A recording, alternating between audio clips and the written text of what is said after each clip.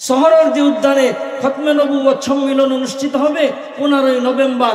এই খতমে নবুয়তে আমার নবীর খতমে নবুয়তের দাবিতে আমার নবী যে শেষ নবী, এটাকে প্রমাণ করার জন্য, প্রমাণের কিছু নেই, আল্লাহ প্রমাণ করে দিছে।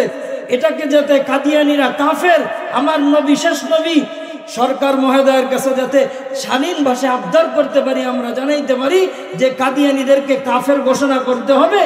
এই নবীর ইজ্জত রক্ষার্থে, নবীর শেষ নবী, নবীর খতমে নবুয়ত রক্ষার্থে এইখানে সারা বাংলাদেশ থেকে, সারা দুনিয়া থেকে অনেক মুসল্লিয়ান ইকরাম সবাই আসবে।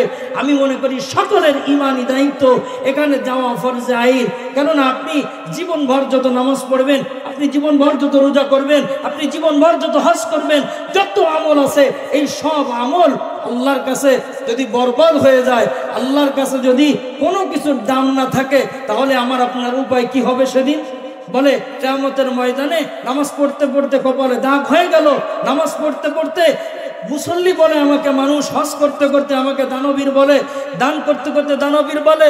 যদি আমার নবীর খতমে নবুয়ত নিয়ে কাদিয়ানীর গোষ্ঠী টানাটানি করে, আমার নবীর ইজ্জতের উপরে কালিমা লেপন করে, আমার নবীর ইজ্জত নিয়ে সিনেমিনি খেলে, তাহলে আল্লাহর কাছে যদি আমরা ইমানের দাবি না জানাই, যদি কাদিয়ানীদেরকে কাফের না করি, তাহলে কিয়ামতের ময়দানে আল্লাহর কাছে কোনো হিসাব দেওয়ার সুযোগ নাই, আল্লাহর কাছে দাঁড়ানোর কোনো সুযোগ পাবো না আমরা। এজন্য সকলের ইমানই দায়িত্ব।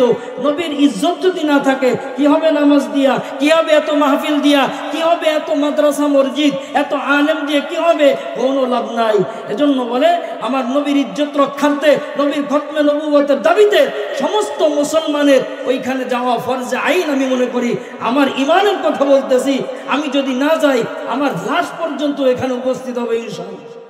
এজন্য খতমে নবুয়তের সম্মিলনে নবীর ইজ্জত রক্ষার্থে সেখানে গেলে আল্লাহ তাআলা আগেই বলছে, আপনার জীবনের সমস্ত আমল বরবাদ।